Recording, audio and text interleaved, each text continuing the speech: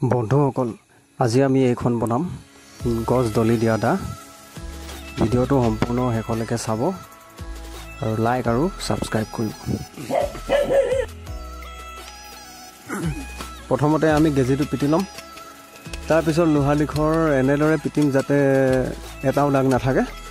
আৰু সম্পূৰ্ণ হোৱাৰ পিছত আপোনালোকে দেখিব এখন বহুত ডাঙৰ দাই হৈ গৈছে, মানে এখন গছ কাটিব পৰা দা, কাৰণ ইয়াৰ ৱেট আছে, হেভি ৱেট আছে, আধা কেজি মানে হ'ব।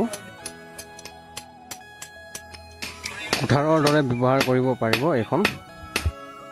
তাৰপিছত আমি ৰেতি মাৰিম।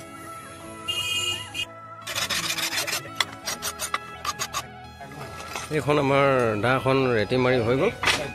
এইখন সুন্দৰভাৱে ৰেতি মৰা হৈছে, একদম এটা এটা সূক্ষ্মভাৱে ৰেতি মৰা হয়। আৰু মোৰ হিচাপত এখন একফলীয়া দা বনোৱা হৈছে, একফলীয়া ন দিনেশ, একফলীয়া দা বনোৱা হৈছে। এখন লগাবিলাক ইউজ কাৰণে বনোৱা হৈছে। গছৰ ওপৰত উঠি গছ দলিব পাৰিব। এখন গাড়ীটো চব ইয়াৰ কিমান ডাঠ হৈছে।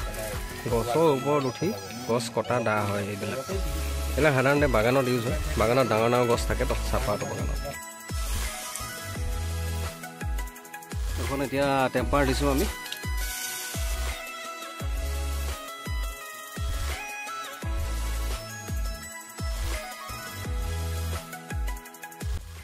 বন্ধুসকল পাৰফেক্ট বনিছে এখন দা। এইখন এখন একফলীয়া নগা দা, গছৰ ওপৰত উঠি গছৰ ডাল কাটিবলৈ, ডাঙৰ ডাঙৰ গছবিলাক যিবিলাক ডালবিলাক কাটিব লাগে